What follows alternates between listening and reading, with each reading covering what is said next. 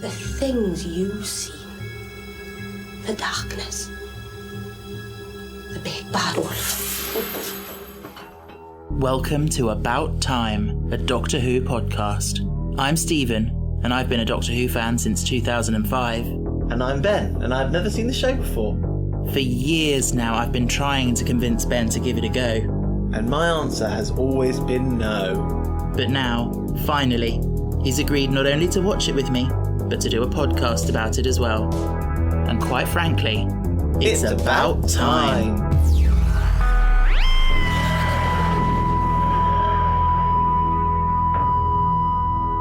Hello, we're back.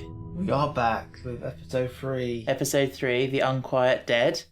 This one's written by Mark Gatiss. First one not to be written by Russell T Davies. Yeah.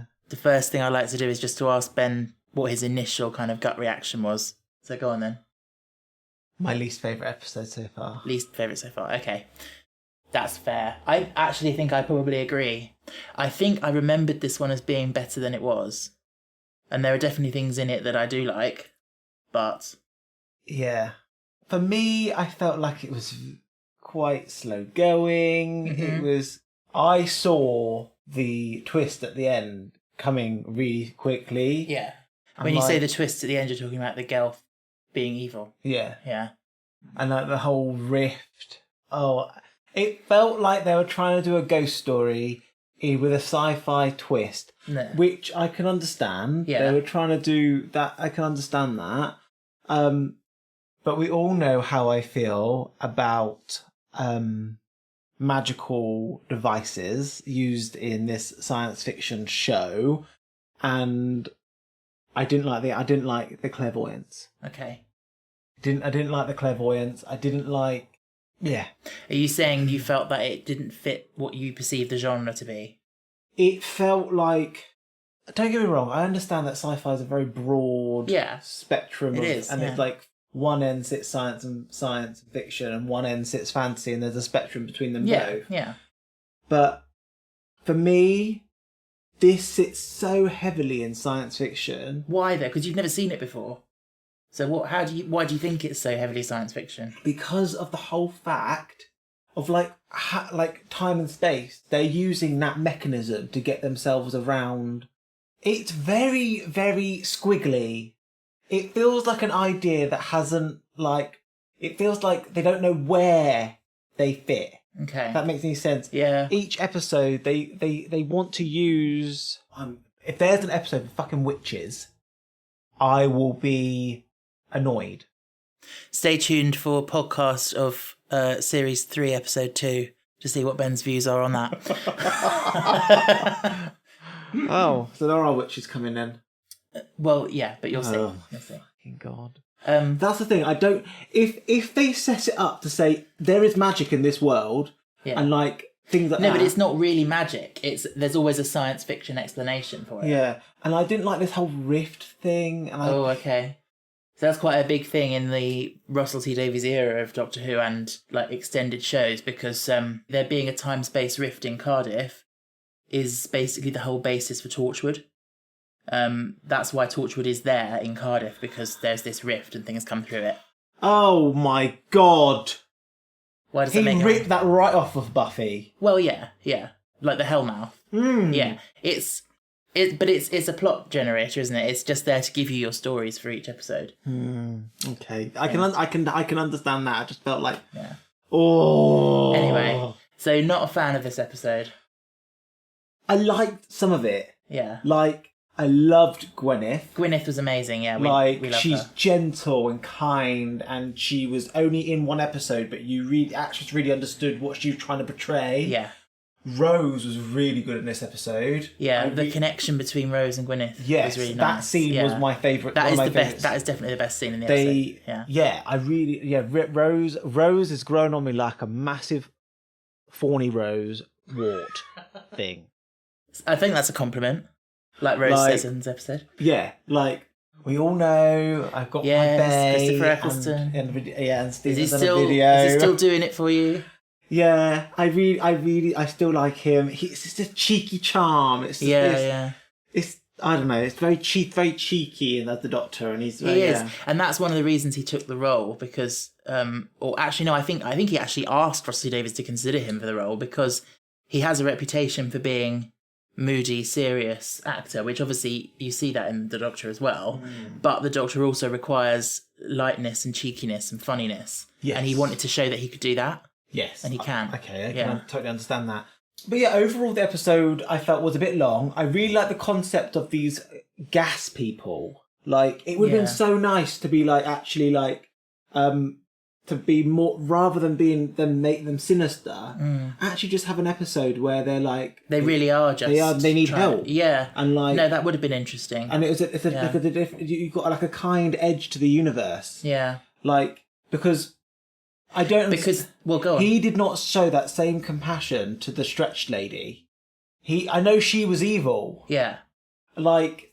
The stretched lady, Cassandra, yeah. Yeah. Anywho... But no, overall, I really liked Rose's performance, Gwyneth's performance. Yeah. Sneed, I just could not help but think of Peter Pan. Why? Oh, it's Smee. Yes. No. Did you recognise the actor for Sneed? No. So I didn't even realise, but we've been rewatching The Crown. But you remember the episode of The Crown where Prince Charles went to Wales to learn to speak Welsh? Yeah. Oh my God, is it the teacher? Not the one who teaches him, but the one who is in charge, like the head of the university who made him teach him. Yeah. That's my favourite episode. No, it's not. What's my favourite episode of The Crown? Of The Crown? Oh, the sad one. The one with the children, Aberfan. Yeah, where the mining disaster. That's my favourite so far. Anyway, this is not a Hot Crown podcast. No, but we can go on tangents. People like tangents on podcasts. But anyway, we were saying Gwyneth is definitely amazing. And the actress who plays her, Eve Miles, was then cast as one of the leads in Torchwood. Oh, okay. So I think on the strength of that, I think Russell T Davies was like, we need to use her again. It's not the same character, obviously. Yeah. But yeah. Because her line dies there. Her line dies there, yeah. Because she had no children. Yeah. Yeah, I really liked her.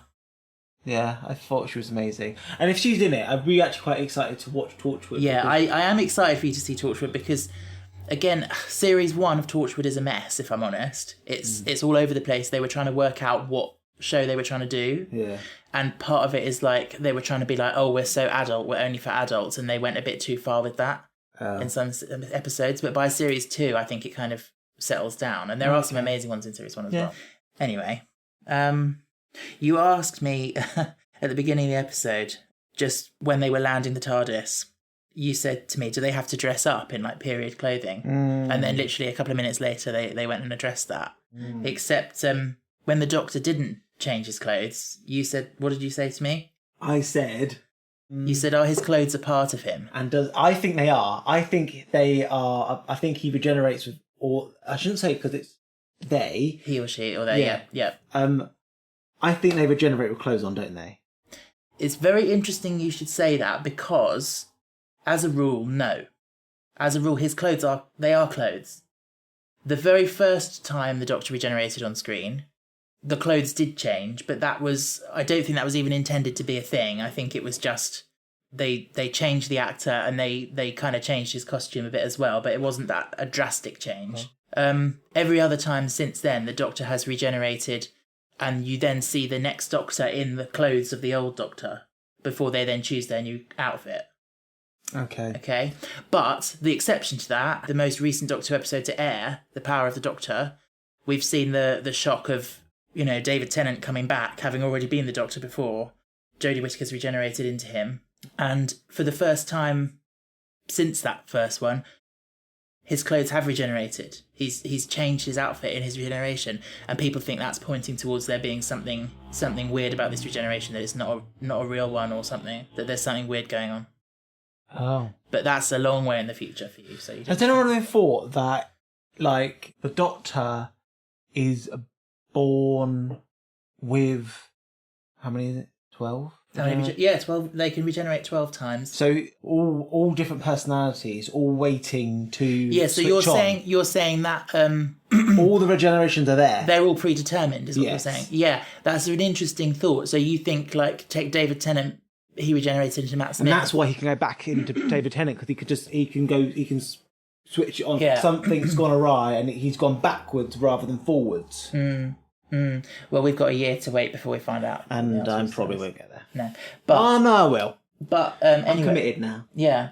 The thing I was going to say about that, because I think that's a really interesting question about whether their regenerations are predetermined or not. And personally, I think they're not. I think it very much depends on where the Doctor is in their journey and when they die and how they die.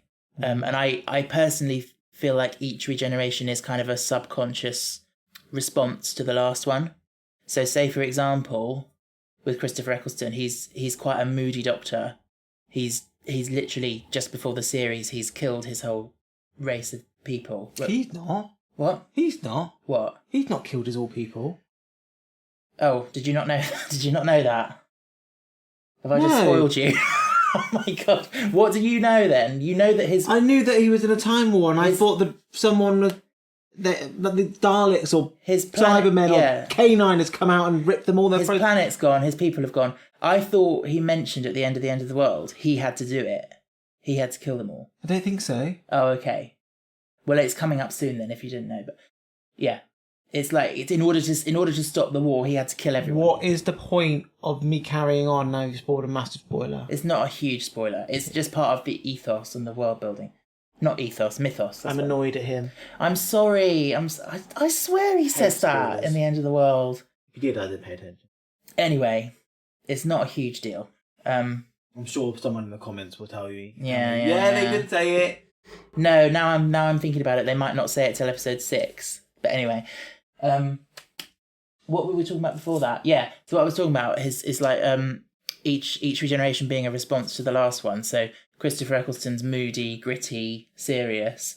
You then think, okay, he has a chance to regenerate and become a new person, become reborn. And so he's going to be like, okay, I've been a bit serious this time. Now I'm going to be quite, cheerful and chirpy. Who did they go into? David Tennant. He starts off quite cheerful and chirpy, and then as more and more tragedy hits him, he kind of gets darker and darker. But yeah, but that's what I personally think. I feel like it's regeneration has a lot to do with the subconscious. I want to see an episode where one of his companions has a child, right? And he becomes godfather. Oh, okay. And then they become a companion. Yeah, that would be cool. I'm just trying to think if anything like that's happened. Has a child ever been a companion?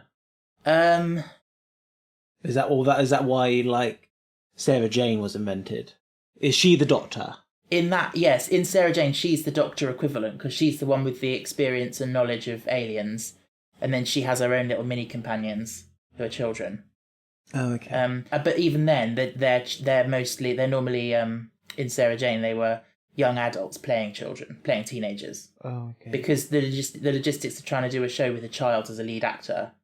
It's quite hard because they're only allowed to work for a small number of hours in the day for filming. So trying to get that, if the child is your main companion, that's going to be quite tricky to do. Okay. But yeah, getting back to the Unquiet Dead, went on a massive tangent there. Yeah.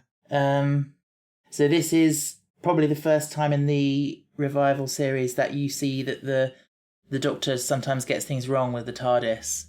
Like I remember I said last week, the Doctor doesn't always land in the right place or the right time. So Stephen said, I think this was after the podcast, last week. We ended the podcast and then sometimes we'll be just chatting. I'll be cooking tea and we'll be chatting again. And then I think you said something you thought that the TARDIS actually was the reason why he gets things wrong, or why things aren't smooth. That's what you said. Why things aren't smooth is because the ship is supposed to be run by more than one person. 6 people, yeah. No, actually, I think I said that on the podcast. I think we said it. Okay. Yeah, that is a theory. I'm not sure where it comes from. Because it makes sense, because Rose had to stretch over the central motherboard and hold 2 things. Yeah, and I think makes him...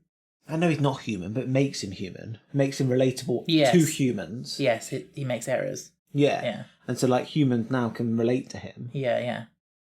But I think you'll find as you go forward that with when the story needs the TARDIS to be able to get to a very specific place, it will get there fine. Yeah. But then other times it gets wrong. goes off slightly, but... Yeah. Do you think it's the TARDIS? Does he drive the TARDIS, or does the TARDIS have some, like, auto, like, brain thing that says, actually, I sense a disturbance here, and I'm going to send you there? Well, I don't know how honestly you want me to answer that, because there is more to if there's more to the TARDIS, then it's going to have spoilers in it. I think our new thing is going to be wait and see. Yeah. I think you should wait and see. Okay. But I will just say there's more to the TARDIS than meets the eye. So you're quite lucky. Like, I don't read the comments. In the sense because I don't want to be spoiled. True. Like, I don't want to be spoiled. I don't want to see any negativity and all that type of thing. Like, quite a sensitive soul. Yeah. Aren't we all? Yeah, and so like Stephen. Please like us. Yeah. So Stephen will like fish out like the ones he thinks I should read and things. You can like we want to promote a conversation as much as other podcasts, and like I think it would be really interesting to do that. And I also think it really interesting like if there's any other Doctor Who podcasts out there, there's millions. Like we could do special episodes. So if you've got an episode that you want to do with us, like. That is a really good idea. Like, I would love that. Yeah, so like just literally like, and if you're UK based, you just got to make sure it's spoiler free for Ben. Yeah, and like we can have a bigger conversation. That's the whole point of podcasts. Podcasts are about community. Yeah, and so we're trying So anywho, hit us up. Speaking of other Doctor Who podcasts, I'll just say because I knew we were going to be starting this. I started listening to one called Come Along Pond podcast. I just wanted to shout them out because. They are absolutely amazing. I started listening to it. They're run through series 1 and now into series 2, and I've just been binging it. And their points are so relatable. They're so entertaining to listen to. Why are you laughing? Just because like we have a little phrase that's been like coming around in this like in our day-to-day life. Yeah. And when Stephen's in a project, he gets very into a project, and I say to him.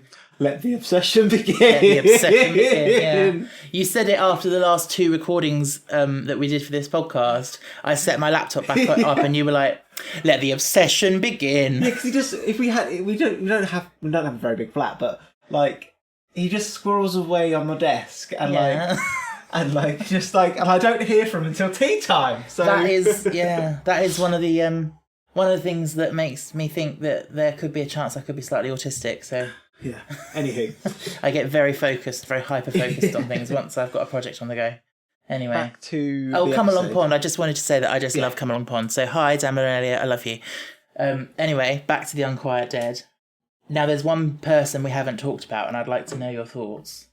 Dickens. Charles Dickens.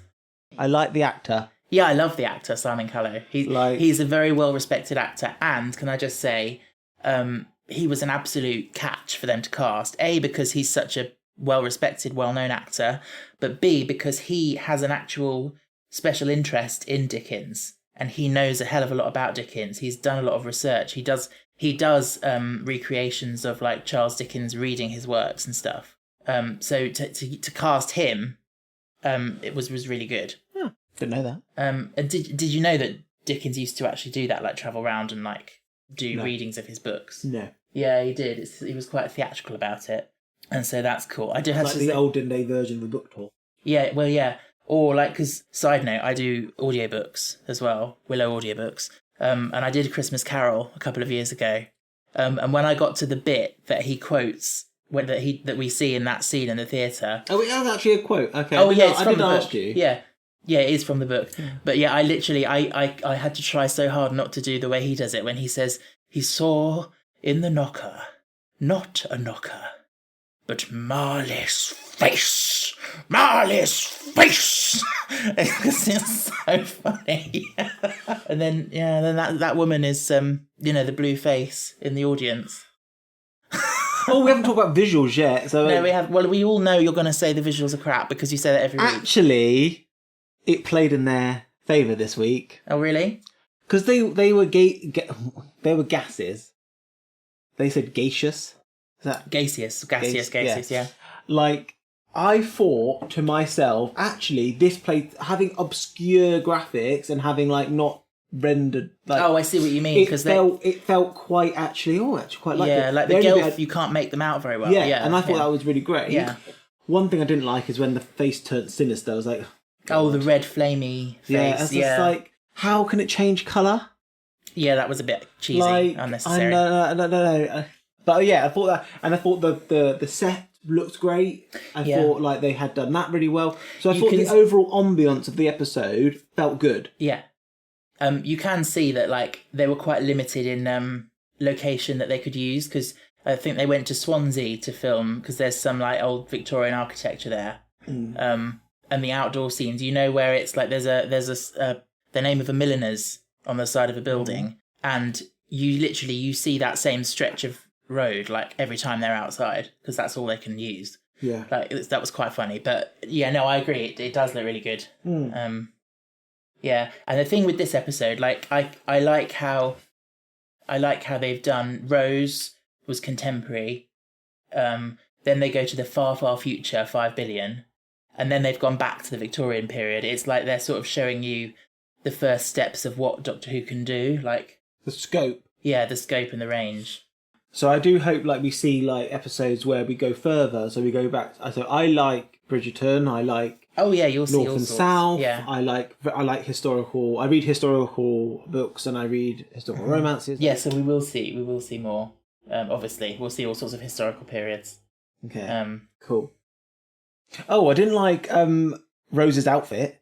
Oh. I was like, out of all the period costumes you could borrow, where's ones from party shops that look better than that? What was wrong with it? Oh, I don't know. It just felt a little bit like she would have sleeves. Oh, for that period. Yes. Yeah. Like very rarely would a woman have her arms out. Yeah. Very rarely. No, sleeves show stature. It did look a little bit like low cut as well, possibly. Yes. Yeah. Yes. Like only like prostitutes. Well, that actually crossed my mind. Women who sold their bodies, or fabric showed stature, because fabric was expensive. Yeah, the more you had of it, and people would make their clothes last. Yeah, I'm sorry, it's winter. Yeah, it's snowing. I agree. She would have a coat on as well. It would be like. It just needed finessing. I will just say, to be fair, the Doctor sent Rose to the wardrobe. She picked out something. She's not an expert in Victorian fashion, so she picked out something she thought looked good. Yes, that annoyed me. Why did we not go with her? I want to see this wardrobe. I want to see all of the. We didn't have the budget at that point to see the rest of the TARDIS. Yeah, not see her change. And spoilers, it'll be a long time before you do see more of the TARDIS. Anywho, but no, I just feel like the Doctor has been all over time. The Doctor has been everywhere, and he would know. He would know, and he willingly let her go out that way. And I wouldn't be surprised if the TARDIS was organised in time periods. Oh yeah. But for me, I want to see if I want to. Sorry, I'm going on a massive tangent. No, it's fine, because Ben did a degree in fashion design. Yeah. I want to see if you're going to take me to that time period. Take me there. Every time I saw Rose, it felt I was being jarred back out of it. Because I think it's more striking and more compelling to see a modern talking woman in historical garb. Yeah. That's my personal opinion anyway. No, I completely get what you mean. And the Doctor should have changed. If the Doctor does not change, it literally just feels lazy. They couldn't afford many outfits. It's not that they couldn't afford it. I think for him, because do you remember in Rose when Clive was looking through the photos of the Doctor in previous things? There's one where he stopped that family from going on the Titanic, and he's dressed up in Victorian clothes there, and he looks brilliant. I mean, I actually would have loved to see him dressed like that in this episode. 100%. But I can also understand that it's only episode 3, and the Doctor's got this iconic silhouette of the leather jacket that they're building up, and it is quite nondescript. It just blends in. Sorry, you said you liked Simon Callow as Dickens. Yes. How did you feel about the inclusion of Dickens in the story? It was okay. I mean, did you think it was a good idea to have a historical figure in it? I know they use historical figures. They do, yeah. It's okay. When it's done well, I like it a lot, yeah. Like, there is an episode that I have seen, like, very, very, very, very early on in my relationship with us, the relationship. Yeah. Stephen thought to be, like... I said to him, will you watch one episode of Doctor Who? And because he was trying to please me and trying to woo me. Yes. He said, okay, one episode. And I fell asleep. Yeah, because I thought, okay, he's an artist, he's into art. So I thought, well, there's a Doctor Who episode with an artist in it. And it's also, you know, I enjoy Vincent and the Doctor as an episode. It may not be one of the best, but it's enjoyable. And I put that on and Ben fell asleep. Yeah. So yeah, we never watched Doctor Who after that. No way. Until now. Oh yeah, just a tiny little thing. But when Rose first opened the door of the TARDIS, and it had snowed, and she was very hesitant about like putting her foot on it, and then left a footprint in the snow. Like I thought I love that because it's like she must be thinking in that moment like she's a 21st century girl, and she's about to make a mark on history. She's about to influence the world. That's how I think of it. But it's quite good actually, because if you think about that, snow is not permanent, and her role in history is not permanent. Yeah, it'll melt away. Yeah. And no one will ever know that was there. So you can see the footprint for a little while, but either it will get filled in with more snow or it will melt away. Yeah. So we talked about the rift as a thing. You got the feeling you didn't like that as a device. I didn't understand, like, it felt a bit paranormally. Okay. Like, it felt like a paranormal... Like, make your mind up. Is it paranormal or is it... It feels like, you know, the veil. The veil? The veil. Like, to the other world. Yeah. The death, the afterlife. It felt like using that and twisting it into science fiction.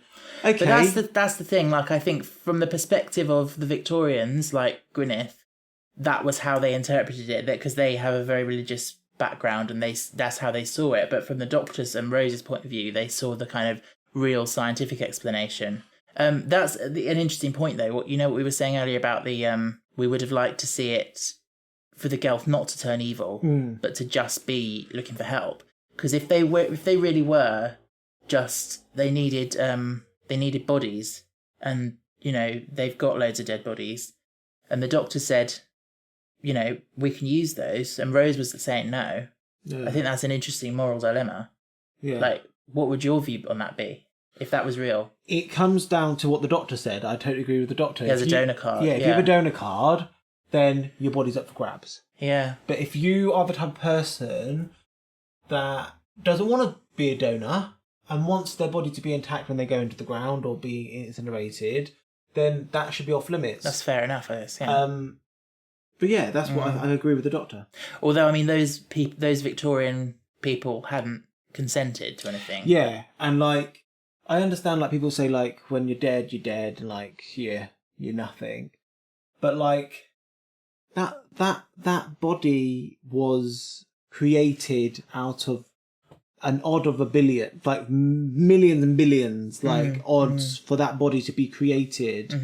And then it just felt like, and maybe if you live up to be like the ripe old age of 90, and it's taken you all the way through your life, and it's like, it's done so much. It's held so much life, and it's like, it needs to be respected because it took someone on a journey. So that what you're saying is you can see both sides of the argument. Yeah, 100%. Yeah.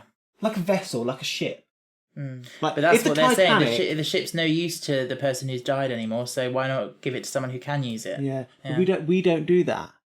Ships that survive are like literally like just plonked on a dock and you go and visit it. We're not really talking about ships though. Yeah, anyhow. It's a metaphor. Yeah. When Gwyneth was under the arch and she was opening the rift and letting them through. And then at the end, it turned out the Doctor said she'd been dead from the moment she got under the arch. Did you have any thoughts on that? I was expecting you not to like it. Oh no, I really like that bit. Good, because I like it. Because they suffocated her. Yeah, they did. They took all her oxygen out of her. But yeah, when Rose asked, like, she was talking to us, she was helping us. How could she do that if she was dead? Like, I personally like to think that the Gelf, there was enough going on to keep her alive and her brain activity. She could still do things, but she couldn't have lived without that if she'd stepped out of the arch. Oh, 100%. Yeah, like her organs would have... The rift was keeping her alive. Yeah. Like keeping her... functioning. Like her spirit... Her mind. Yeah. Her mind hadn't gone off to be with her parents. Yeah. And like... But her body was dead. Yeah. That's how I view it, yeah. Yeah. Yeah. Yeah. And it was emotional because she did such a good job of you like people like I liked Gwyneth, and I was really hoping that she'd get out alive and she could go and meet the baker boy or butcher boy. The butcher's boy, yeah. Lovely character, lovely performance. And we've also said that I think for both of us our favourite scene was Rose and Gwyneth in the kitchen. Yeah. Yeah.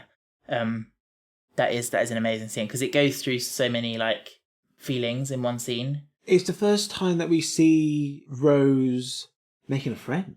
Yeah. Apart from the Blue Lady in the previous episode. Yeah, but that was so fleeting. Yeah, this was like Rose cared for her. She really did, yeah. Like, I think Rose realised that like this person is living now. And she probably thought if she was born back then, she could have been Gwyneth. Yes. Yeah. And she would have probably been Gwyneth. Yeah.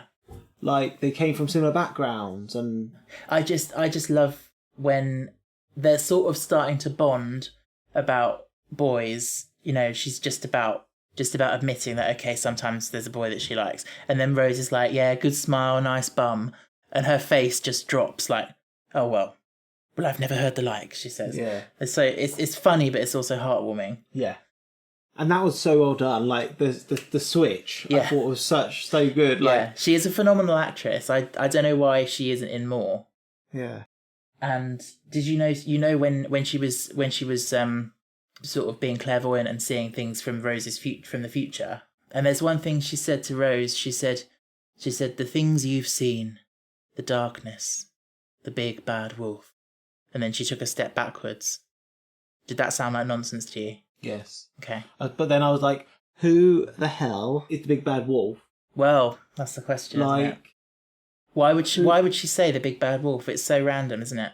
Yeah. Who have we seen that Rose has seen? Oh my God. Is the Doctor the big bad wolf? Maybe. All I'm saying is just keep in the back of your mind that she's said that going forward and see if it means anything to you going forward. Yes, it's even more in this episode of Doctor Who being camp and like cheesy, because you know the scene in the morgue when they were all zombies and they were like reaching through the bars to the Doctor and Rose. Yeah, I find that scene hilarious, and they're just like grabbing onto the bars and like rattling them. Yeah, I find that so funny. I don't know why. And there's one of the zombies looks so like Scroogey, like he's got tufty white hair and he looks so like theatrical. It's hilarious. Oh yeah, like a little nod to Scrooge. Yeah, I think so. Oh yeah. And there's a couple of lines in this episode as well that I just think are very meme worthy. Yeah. One is when Rose kisses Dickens on the cheek and he says, "Oh, how modern." And also when Gwyneth says, "Mr. Sneed says I think too much." I can relate to that as a person who's always overthinking. Yeah. I've said that before. Mr. Sneed says I think too much. When Rose was doing that little thing with the Doctor... Oh, the little celery thing, yeah. Yeah. I was like, love, how did you not know that you could die? Yeah. You're still beating a heart. You're still living. Yeah. You could die anywhere. She does. Yeah, that does come across a bit silly. I think, to be honest, she's asking that for the audience's benefit, in case there's anyone watching, like any kids, who might think that doesn't make sense. How could she die? She's asking it just to clear it up, I think. But I'm not a big fan of this. I'm so glad I met you. I'm so glad I met you. This, like, will they, won't they romantic thing is annoying me. Okay. I don't feel like it fits. Mm-hmm. Don't feel like it meshes with the characters. Really? Yeah. Like, she's 19 and he's 5,802,000. He's 900, but yeah.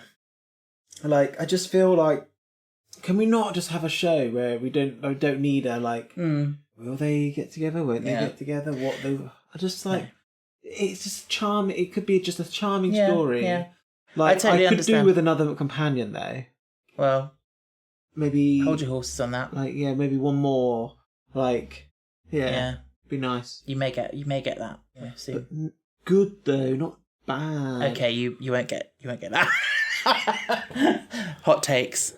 But yeah, I understand what you mean about. I think a lot of people probably feel the same or felt the same when they were watching it. The Doctor doesn't have to have a romantic relationship with their companion. This is the first time he has, and one of the only times he does. Do they kiss? The Doctor and Rose? Yeah. Wait and see. Ugh. Does Billy Piper only do one season? I can't tell you these things because it spoils things for you, doesn't it? Oh, yeah. I said something in the car. I said, Stephen was like, has someone told you that? I was like, I'd literally just guessed it, so now I think she does. She does what? I asked Stephen, does Rose die? Yeah. Oh my God, Rose dies. I'm going to put a prediction out there. Okay. Rose dies, and the Doctor uses TARDIS to go back to save her. Oh, that would be interesting. And he creates a paradox, and then he has to fix that paradox. I was going to say, because you can't do that. You can't just go back and save someone, because otherwise he could have gone back and saved all his people. Watch your space. Yeah. So, okay, current prediction is Rose is going to die. Okay. We'll see. Oh yeah, we were talking about the romance and that you don't like it. So, from my point of view, 3 episodes in, it's not been made super explicit yet. You can see it if you want to, but he could just mean as a friend, I'm so glad I met you. I'm so glad I met you.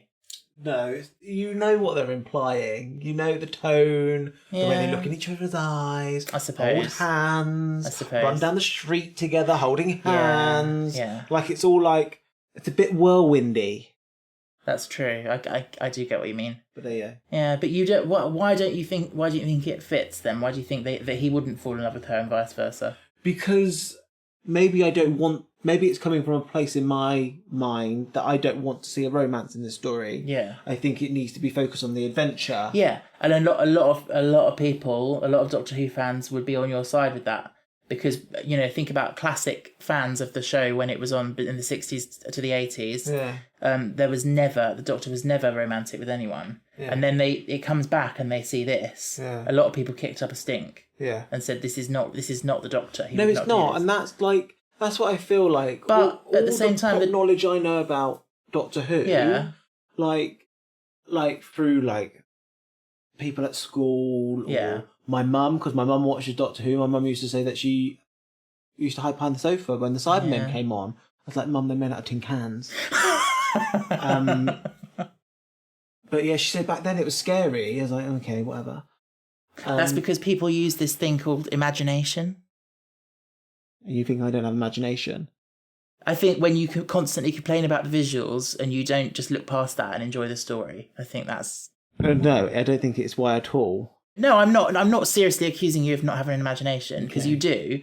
I'm just saying maybe for that reason you should try and look past the visuals a little bit sometimes. With TV, we don't... If you want to imagine, read a book. Yes. TV is a visual element. Theatre is a visual medium. Yeah. And yet there's a lot of imagination involved in theatre, because you can't necessarily... What? Okay, Shakespeare. So things like the history plays, like about the kings and stuff, you've got battles, huge, massive battles like Agincourt going on. They didn't have the resources to show that on the stage, so they would have scenes taking place where a messenger would run into the court and be like, this is happening outside, and they would have a long speech where they would describe it, and everyone would feel it and see it in their hearts. That's just one example of how... No. Okay. No. We may have to agree to disagree on this. Yeah, I think we should. But TV is a visual mode of storytelling. Yes. And visual mediums sometimes need to be spectacular. Like, look at Marvel. They've made a entire, franchise and company all based on, comics coming to the TV screen. Yeah. But like I said in episode 1, I think it was, I said, I'd rather have something that was well written and didn't look that great rather than... You can have both. I know you can have both, but if it's a choice, I'd rather have the well written over the visuals. I'd rather have... Both. Both. Yeah. Fair enough. excuse me, Steve, I'm paying a TV license to watch this. But look, you have to accept that they're working within their means. Like they have a budget that is set at what it is. And think about like, films from like the 1950s. I don't know, like Forbidden Planet or whatever.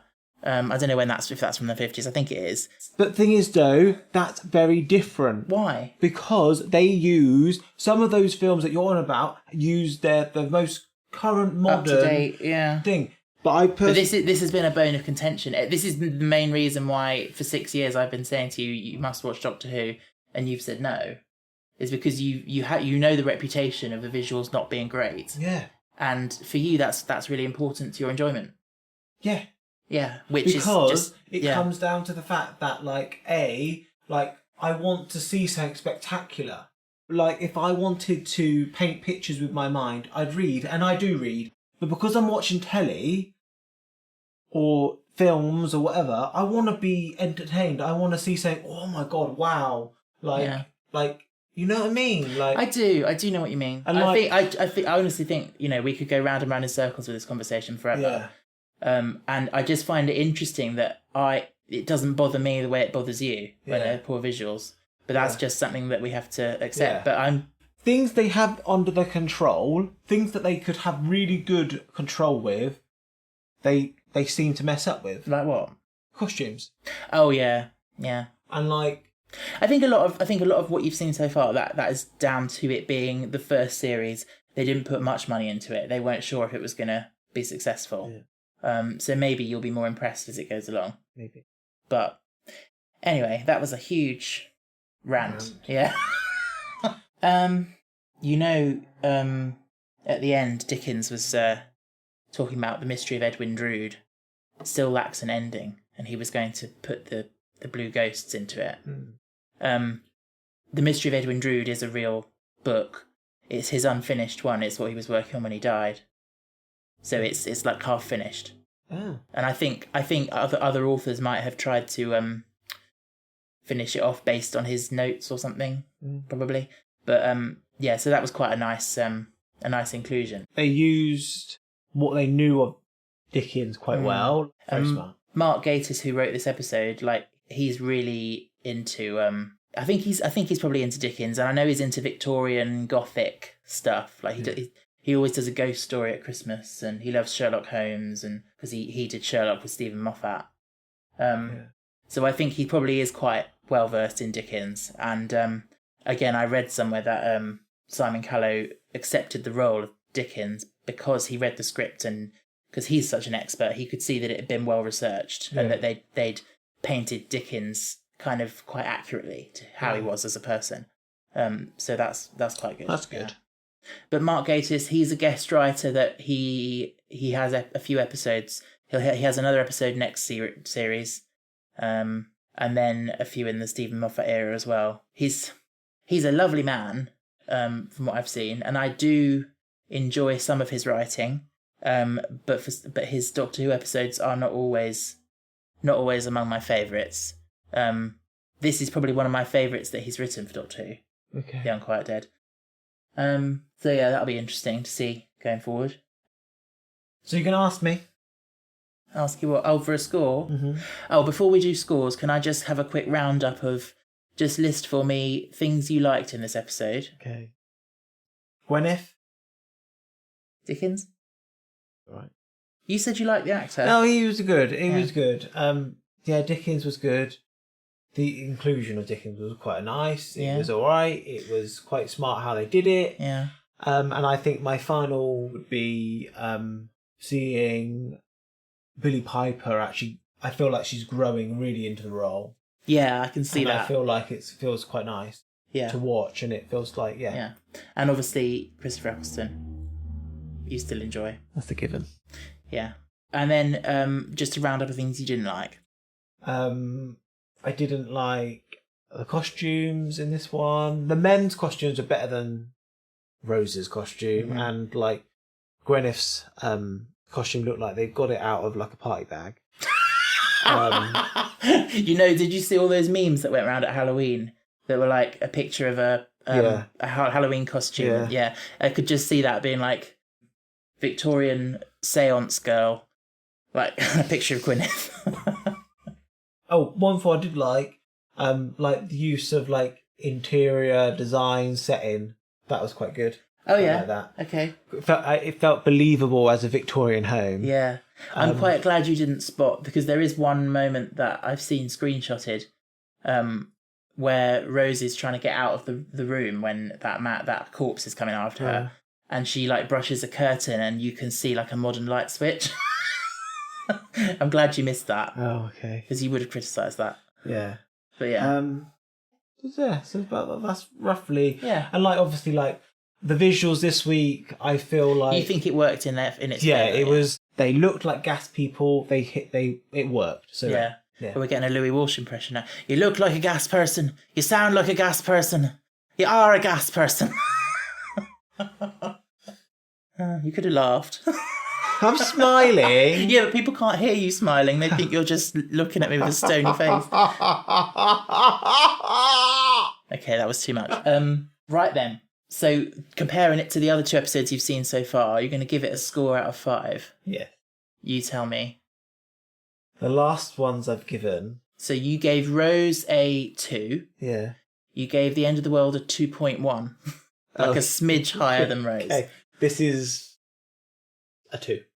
The same as Rose? Yeah. Yeah? Okay, fair enough. So they've all been pretty even then? Yeah. But you said this was your least favourite so far? I think... So should we call it a 1.9? No. Like, the scenes between Gwyneth and Rose and seeing Billie Piper get really into the character. They elevated it for you. I think the acting in this episode was good, and so it deserved to be bumped up to the same level as Rose. Good. Yeah, I agree. I think I would give it... I don't know, because I gave Rose a 2.5 and I gave End of the World a 3. I'm going to give this one... No, I don't know if it's better than Rose. I think it's probably the same level of quality, like you said. So for me, 2.5. Like, yeah.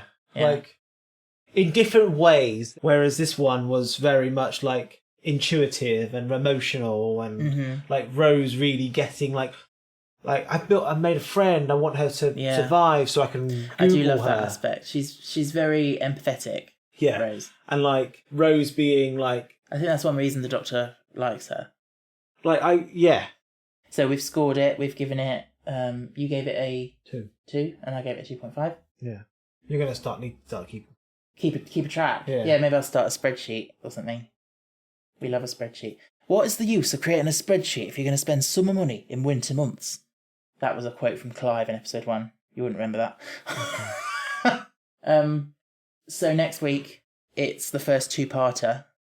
Yes. And we're still deciding how exactly we're going to do that, whether we're going to do like just one episode for the whole story or if we're going to do individuals. We'll work that out. Stephen will let you know on the socials. Yes, and speaking of which, nice segue. You can follow us on Instagram at AboutTimecast. You can also, at time of recording, follow us on Twitter, but I'm still waiting to see what happens with that, if it's going to crash and burn, at the same handle, at About Timecast. I've also, as of last night, created a TikTok, which, let's just say, it makes me feel like such an old man, because I don't understand it, and I now feel like an old grandpa looking at TikTok and going like, oh, how does this work? I don't understand it. So you sound like Nan. Oh, Catherine Tate, Nan. Oh, what a fucking liberty. Oh, you come out to see me. You follow me on TikTok, darling. Ah, you're good. So yes, you can follow us on TikTok at About Timecast. Bear with me because I'm still trying to work out how it works, what it is. Do you know what I hate about it?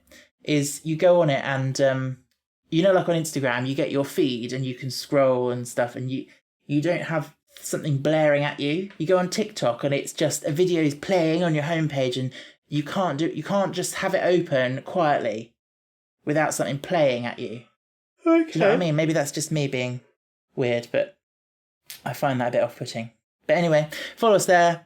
You can email us at abouttimecast@gmail.com if you want to get in touch and let Ben know how wrong he is about something, or get in touch and let me know how right I am about something. Or vice versa. No, don't need to do that. Just what I said.